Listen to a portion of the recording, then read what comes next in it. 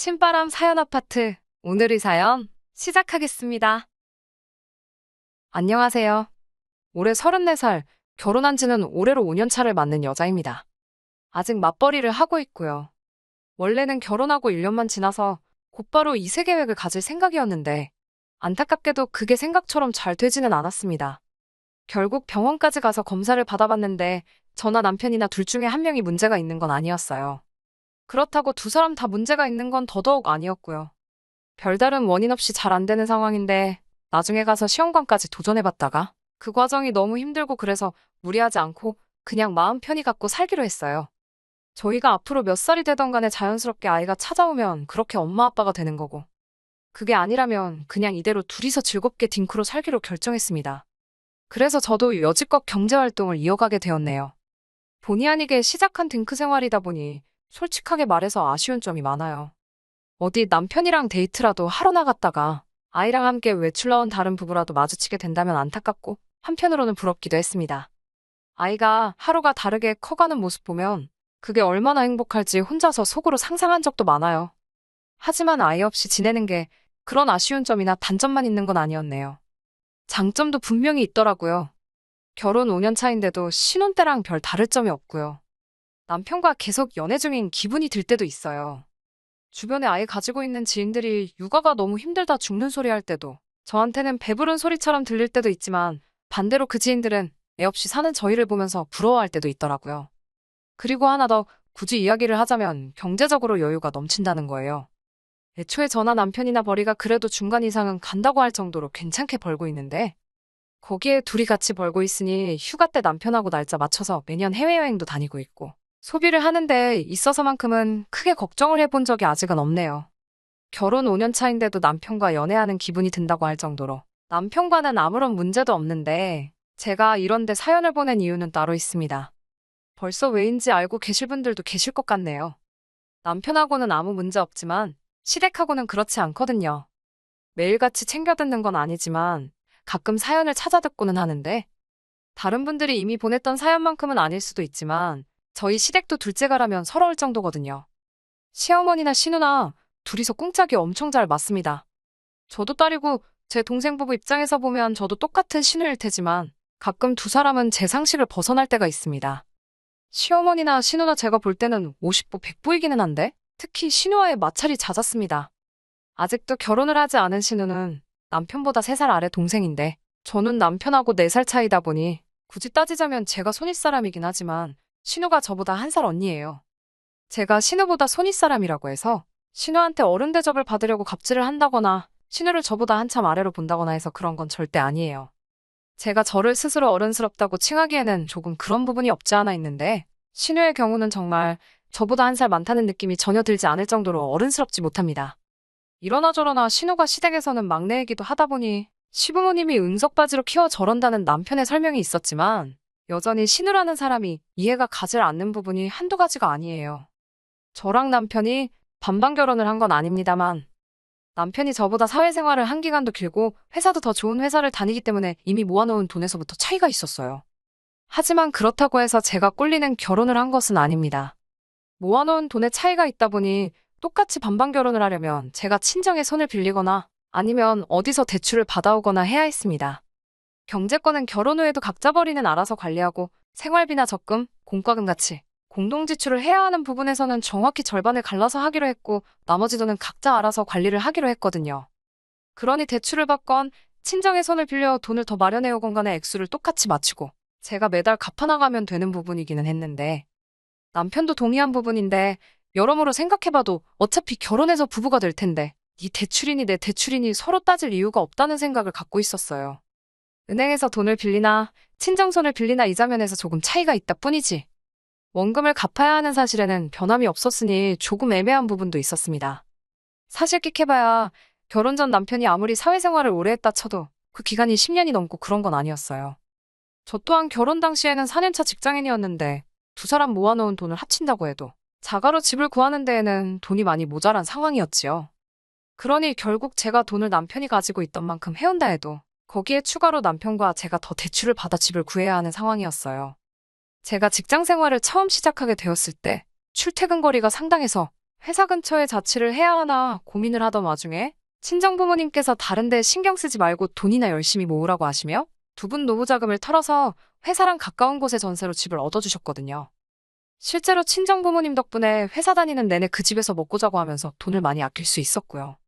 노후 자금을 털어서 해주셨던 것이니만큼 당연히 그 돈은 제가 결혼을 하거나 아니면 뭐 돈을 엄청 잘 모아서 제 집을 구한다거나 하면 당연히 친정 부모님께 돌려드리기로 되어 있던 돈이었어요.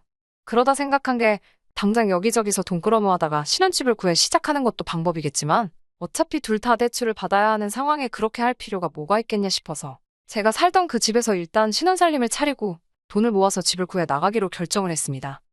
아직 친정 부모님이 완전히 은퇴를 하셨던 상황도 아니었고 저한테 집을 얻어주신 뒤에도 쭉 경제활동을 해오셨다 보니 당장 돈이 급할 곳은 없다고 하시며 흔쾌히 그렇게 할 수 있게 허락을 해주셨거든요.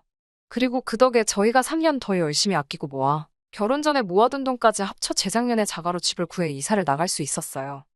그러니 당장 결혼할 때 남편이 모아놓은 돈이 더 많았다 할지라도 굳이 따지고 본다면 갚아야 할 대출이자를 아낄 수 있게 한 건 순전히 친정부모님이 구해주셨던 제 전셋집 때문이나 마찬가지였다 보니 반반 결혼한 거나 마찬가지라고 할 수 있을 정도였거든요. 그런데 시어머니나 시누 입장에선 전후사정 그런 거는 상관할 필요 없는 일이었고 당장 모아놓은 돈 액수만 가지고는 차이가 나다 보니 결국 그걸 빌미로 이런저런 이야기가 나오게 되었습니다. 그래서 결혼할 당시에 시어머니가 당장 우리 아들이 돈을 더 해간다며 2천만 원 정도 되는 예단 및 현금을 요구해 오셨는데 그 부분은 남편이 중간 역할을 잘해준 덕분에 어찌어찌 잘 넘어가게 되었습니다. 그런데 문제는 신우였어요. 사실 2천만 원치 예단이 누구 집에서 키우는 개 이름도 아니고 액수가 상당하잖아요? 그 액수를 부른 과정에서 그게 시어머니 혼자 그런 게 아니고 신우도 한묶어둔 게 있던 것 같더라고요. 남편이 시어머니는 설득을 했지만 신우는 또 그렇지 않았나 봅니다. 당장 신우가 결혼식 때 자기가 입고 갈 옷이 없다며 저한테 흰색 원피스랑 이런저런 옷들 사진을 주르륵 보내더니 자긴 옷이 이런 것밖에 없으니 결혼식 때 흰 옷을 입고 참석을 해야겠다며 난리법석을 떨기 시작했던 거예요. 당시 신우 나이가 30이었는데 사회생활을 안 하는 것도 아닐 텐데 설마 진짜 흰색 옷만 가지고 있어서 그랬겠나요? 당장 저한테 받아낼 거라 생각했던 그 예단들을 못 받게 되니 대놓고 시위를 하고 있다는 사실은 안 봐도 비디오나 마찬가지였어요.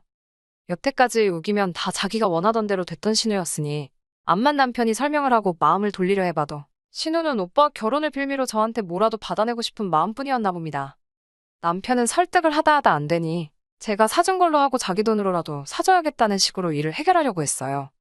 제 입장에선 그게 올바른 해결 방법이라는 생각이 들지는 않았는데 워낙에 응석바지라서 한번 고집 부리면 여관에선 꺾지 않는다고 하기에 울며 겨자 먹기로 신우와 백화점에 가게 되었습니다.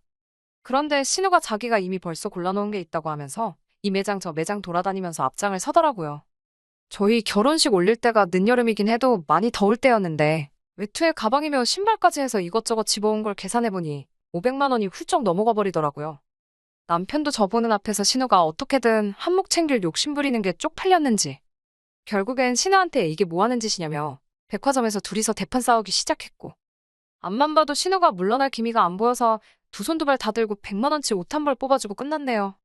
여기서 끝났더라면 참 좋았겠지만 결혼식 당일날 같이 들고 갈 가방이 없어서 그랬다는 헛소리와 함께 결혼식장에 기어이 흰색으로 쫙 빼입고 나타난 신우를 봤을 땐 정말 정신이 아찔해지더라고요.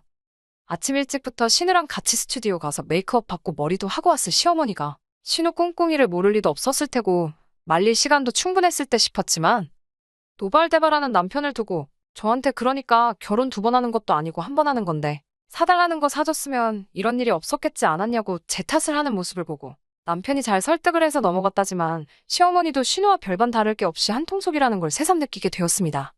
결혼식 날에 시어머니나 신우랑 싸울 생각도 없었고 남편이 저 대신 싸우려고 하길래 그냥 괜찮다 말하고 결혼식은 결국 그렇게 끝이 나고 말았네요. 그래도 웨딩 촬영을 해준 업체에서 센스있게 신우가 최대한 화면에 안 나오게 편집을 해서 보내주셨고 앨범 사진도 어떻게 편집을 잘 해주신 덕분에 당장 결혼식 때는 어쩔 수 없지만 앨범이나 영상 보면 신우가 눈에 걸린다거나 하지는 않아 다행이었어요. 저도 이걸 그냥 넘어갈 생각은 아니었고 신우가 결혼을 하게 된다면 저도 똑같이 흰색으로 위아래 맞춰서 가겠다 다짐을 했는데 결혼 생활 5년 하는 동안 신우가 35 먹도록 결혼을 못할 거라는 건 생각을 하지 못한 부분입니다. 지금은 저도 흰색 옷 입고 결혼식장 나타나 똑같이 복수하겠다는 생각은 접은 지 오래고, 이젠 신우가 하루빨리 결혼을 해서 가정을 꾸리고 정신을 차리면 좋겠다는 생각뿐이네요. 아무튼 이 이야기만 두고 봐도 신우가 보통은 아니라는 게 충분히 전해졌을 것 같네요. 그리고 우리 시어머니도 보통 분은 아니시고 신우랑은 꽁짝이 잘 맞는 한통속이라는 사실도 말이에요. 결혼식 당일날부터 시댁, 특히 시어머니와 신우하고는 잘 지낼 수 없을 거라는 생각을 갖게 되었어요. 그렇다고 해서 제가 시댁과 연을 끊는다거나 멀리한다거나 하고 싶은 생각은 없었습니다. 저 편하자고 남편이 중간에서 난처할 상황을 만들고 싶은 생각은 없었거든요. 이런 제 마음을 알았는지 고맙게도 남편이 친정에 참 잘했어요. 애초에 대리효도 같은 거 시킬 생각도 없었고 반대로 해줄 생각도 없었지만 남편이 친정에 잘하는 모습을 보니 저도 최대한 신우 미운 거 생각 안 하고 시댁에 잘해야겠다는 생각이 들더라고요. 아무튼 간에 결혼하자마자 저희가 최우선적으로 세운 목표는 최대한 아끼고 모아 하루라도 빨리 전세 빼서 친정부모님 노후자금 돌려드리고 저희 명의로 된 집을 구하는 거였어요. 저희가 원인불명의 불임이라는 진단을 받기 전까지인 결혼 1년 차에는 시댁에서 별다른 이야기는 없었어요. 그런데 진단을 받은 뒤 저희가 딩크로 살아도 괜찮다는 결론을 내린 뒤부터는 조금 이야기가 달라지더라고요. 허리띠 졸라매가며 돈을 모으는 상황에서도 명절 생신에서 다른 집 자식들 하는 만큼은 챙겨드렸습니다. 아니, 다른 집 자식들이 뭐예요? 당장 신우가 시어머니한테 하는 것보다 저희가 10배는 더 넘게 챙겼지요. 그리고 특히 다른 날은 몰라도 어버이날에는 300만 원씩 해드렸어요. 결혼 첫 해에는 뭘 이렇게나 많이 주냐며 고맙다는 말까지 잊지 않으셨는데 해가 바뀌고 특히 아이 없이 살아도 괜찮다는 말을 드린 후로는 니들은 애도 없는데 돈도 잘 벌면서 씀씀이가 너무 적은 거 아니냐며 대놓고 불만을 이야기하시더라고요. 생신이나 명절 때는 50만 원씩 챙겨드리고 있고 그때그때 다르지만 그날 먹는 식사 비용도 다 저희가 내거든요. 그리고 저보다도 나이 많은 신우는 같이 산다는 이유 하나만 가지고 용돈이 면제라는 듯 생각하고 있었나 보더군요. 남편도 시부모님 말에 신우보다 더 드리고 있는 거 모르시냐 했더니 시어머니 한다는 소리가 그건 당연한 거 아니냐고. 우리 애기가 돈이 어딨냐며. 니들은 둘이서 벌지 않냐고 신우랑 저희랑은 이야기가 다르다고 하시는 겁니다. 남편이 그 말을 듣더니 둘이서 보니까 이야기 다른 거 맞지 하고 시어머니 말에 장단을 맞춰주면서 그럼 우리도 앞으로 딱 신우가 시어머니한테 해주는 거에 정확히 2배만 해드리겠다 대꾸를 하대요? 말씀드린 것처럼 신우가 명절은 그냥 넘어가고 생신 때는 근처 빵집에서 케이크 사오는 것 말고 따로 하는 건 없었어요. 어버이날 때 10만 원 드리는 게 전부였던 듯 하고요. 둘이서 보니까 신우가 하는 만큼에 딱 2배만 하겠다니 시어머니가 급격하게 당황하는 표정으로 바뀌더라고요. 솔직히 서운했던 건 사실이지만 그렇게까지 할 생각은 없었는데 시어머니 당황하는 표정 보니까 속 하나만큼은 엄청 후련했네요. 시어머니가 그렇게 저희한테 더 많은 용돈을 요구하는 동안 신우도 가만히 있던 건 아닙니다. 신우도 어떻게든 저희한테 뭐 하나 받아내려고 혈안이 되어 있었어요. 한 번은 자기 생일이 다가온다면서 이것도 갖고 싶고 저것도 갖고 싶다고 미리 선물 받을 걸 정해서 저희한테 보내준 적이 있습니다. 신우가 받고 싶은 선물들은 기본 100만 원부터 시작하는 고가의 물건들이었어요. 물론 단 한 번도 신우가 사달라는 거 사준 적은 없습니다. 그래도 너무 치사하게 굴지 말고 한 번은 사줄 법하지 않나 하는 생각도 하기는 했는데 그런 생각이 들 때면 제 결혼식 때 흰옷으로 중무장하고 깽판 치러 찾아온 신우 생각을 곱씹었어요. 그거 한 번이면 신우에게 잘해주고 싶은 마음이 들다가도 사라지니 마인드 컨트롤 하기는 쉽더라고요. 남편도 신우가 왜 저러는지 모르겠다 하는 겁니다. 자기가 이래서 돈 벌고 있는 건 그렇다 쳐도 원래 결혼하기 전에는 저렇게 뭐 사달라고 떼쓰는 대상은 오빠인 자기가 아닌 시부모님이었는데 결혼 후에는 이유는 모르겠는데 그 대상이 왜 저희한테로 바뀐 건지 도무지 모르겠다 하더라고요. 몇 번이나 사달라는 거 안 사주고 거절을 하면 신우도 눈치가 있다면 당연히 싫은가 보다 생각하고 포기할 법도 한데 신우는 포기를 모르는 것처럼 보였습니다. 생일이면 생일이다. 명절이다. 크리스마스다. 뭐만 다 가져다 붙이면서 계속 저희한테 뭔가를 받아내려고 끝까지 노력을 했어요. 그리고 지난 5월이었는데 이때 정말 마지막 퍼즐 조각을 끼워 맞춘 것처럼 그동안 신우가 왜 그랬는지부터 다 알겠더라고요. 지금 생각해도 실수가 삐져나올 정도로 여태껏 신우가 부렸던 억지 중에 가장 최고봉이라고 봐도 될 정도의 억지였네요. 시어머니가 보자고 하셔서 시댁에 찾아갔어요. 주말이었으니 신우도 집에 있었고요.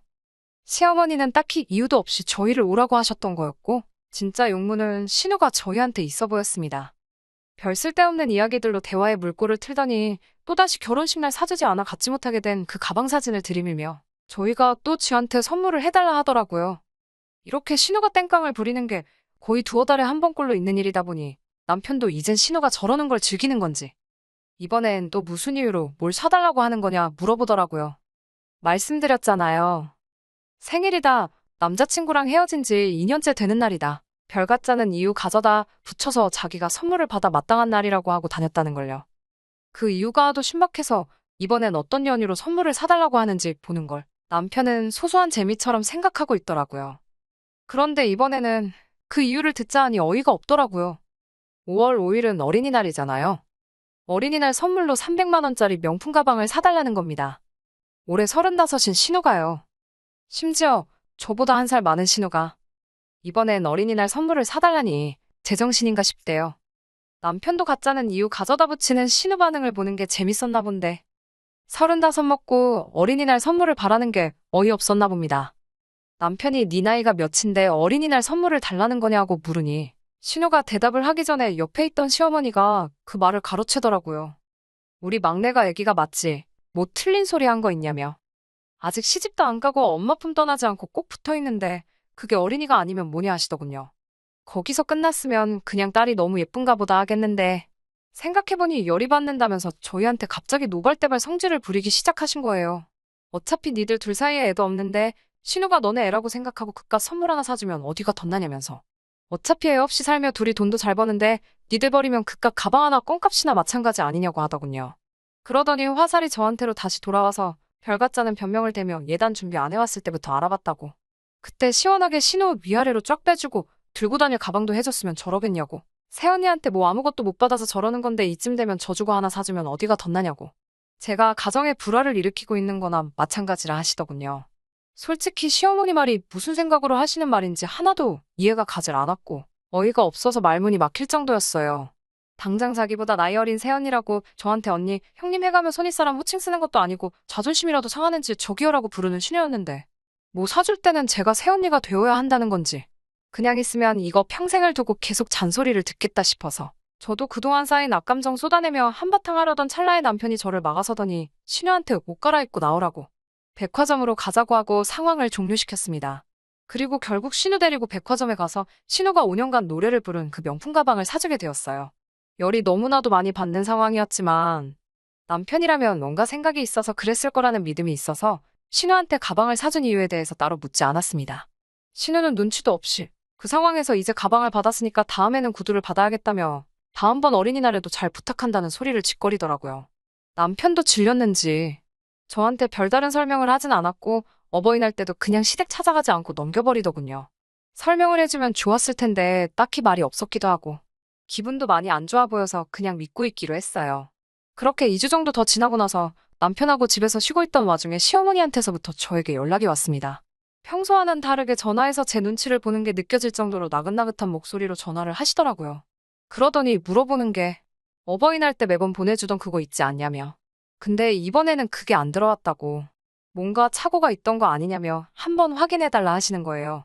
저도 어찌된 영문인지 친정에는 벌써 보냈던 상황이니 알아보겠다 하고 전화를 끊으려는데 남편이 전화기를 채가는 겁니다. 그러더니 어머님한테 말하길 그거 벌써 드렸는데 기억 안 나시냐고 하는 겁니다. 그거 지난번 찾아갔을 때 드렸지 않냐고. 잘 기억이 안 나시면 신우 옷장 한번 열어보시라 하더군요. 시어머니 드릴 어버이날 용돈으로 신우 어린이날 선물을 사줬다 하는 겁니다. 신우 애 취급하는 거 어머님밖에 없지 않냐고. 암만 우리가 자식 없이 살아간다고 쳐도 내 아내보다 나이 많은 남매이자 어머니 자식을 내 자식 대하듯 하는 건 말도 안 되지 않냐 하대요. 그런데 한편으로는 신우가 갖고 싶은 가방을 못 받고 마치 7살 먹은 애 마냥 우리한테 사달라 조르고 있는 신우의 모습을 보는 어머니 모습이 너무 안타까워 보였다고 하더군요.